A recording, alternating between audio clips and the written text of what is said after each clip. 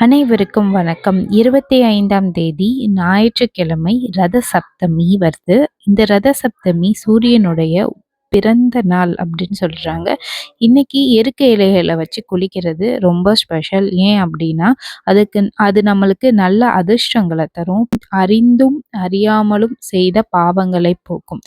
முக்கியமா இன்னைக்கு ஒருத்தர நம்ம கண்டிப்பா தெரிஞ்சுக்கணும். பீஷ்மர் அர்ஜுனனோட அம்புப்பட்டு மகாபாரத போர்ல வீழ்த்தப்பட்டவர் தான் பீஷ்மர். தான் நினைச்ச நேரத்துல உயிர் விடுறதுக்கான வரமும் அவருக்கு இருக்கு. ஆனா அவரு ஆசைப்பட்ட நேரத்துல உயிர் விட முடியாது. அவருடைய உடல்ல இருந்து உயிரை பிரிய விடாது. இவ்வளோ வேதனைகள்ல இருக்கேன், எனக்கு என்ன ஆச்சு, ஏன் என்னால இதை பண்ண முடியலன்னு கேட்டப்போ, பீஷ்மா பாவம்ன்றது நம்ம உடலால மெய்யால செய்யறது மட்டும் இல்ல, நம்மளுக்கு முன்னாடி மற்றவங்களுக்கு நடக்கிற அநியாயத்தை தட்டி கேட்காததும் தடுத்து நிறுத்தாததும் தான் அப்படின்னு சொல்லியிருப்பாரு. எதை பத்தி பேசியிருப்பாருன்னா, பாஞ்சாலிக்கு துரியோதன சபையில நடந்த அநியாயத்தை பத்தி பேசியிருப்பாரு. பீஷ்மர் நடிச்சிருந்தா அதை தடுத்து நிறுத்தியிருக்கலாம். ஆனா பீஷ்மர் அதை தடுத்து நிறுத்தல.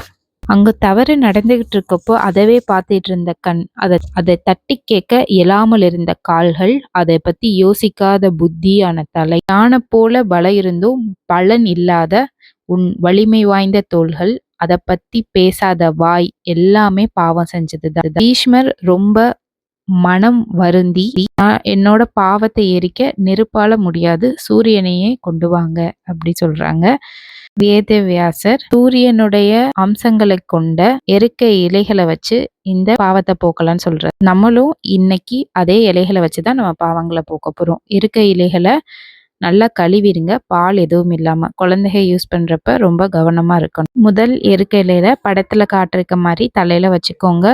மேல் பக்கம் கீழே நம்ம தலைமையில படுற மாதிரி இருக்கணும். அடுத்து இன்னொரு 2 இலைகள் எடுத்து கண்கள்ல படுற மாதிரி வச்சுக்கணும். வேற 2 எருக்க இலைகளை எடுத்து 2 பக்கம் தோல்ல படுற மாதிரி வச்சுக்கணும். திருப்பவும் இன்னொரு புது 2 இலையை எடுத்து கால்கள்ல படுற மாதிரி வச்சுக்கணும். மொத்தம் நம்மளுக்கு தேவைப்படுறது 7 இலைகள். 7 இலைகளையும் தலையில வைக்கும்போது தலையால் செய்த பாவங்கள், கண்ணில் வைக்கிறப்ப கண்ணால் செய்த பாவங்கள், தோள்கள்ல வைக்கிறப்ப கைகளால் செய்த பாவங்கள், கால்கள்ல வைக்கிறப்போ கால்களால் செய்த பாவங்கள்னு, என்னால முன் ஜென்மம் இந்த ஜென்மம்னு என்ன 7 பிறவிகளுக்கும் செஞ்ச எல்லா பாவங்களும் போகணும் அப்படின்னு வேண்டிட்டு, மொத்தமா 7 இலைகளையும் சேர்த்து தலைமையில வச்சு, ஆண்களா இருந்தா விபூதி அச்சதையும், பெண்களா இருந்தா மஞ்சள் குங்கும அச்சதையை வச்சுக்கோங்க.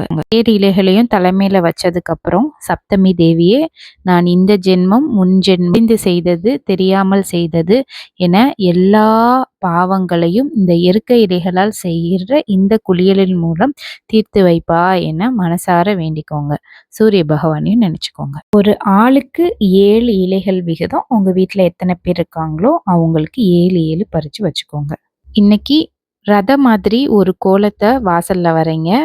வரைஞ்சிட்டு உங்களால முடிஞ்சது வெல்லம் வச்சு சூரியனுக்கு நெய்வேத்தியம் பண்ணிட்டு சூரியனை கும்பிடுங்க. எல்லா வளங்களும் பெற்று நலமாக வாழ வாழ்த்துக்கள். நன்றி.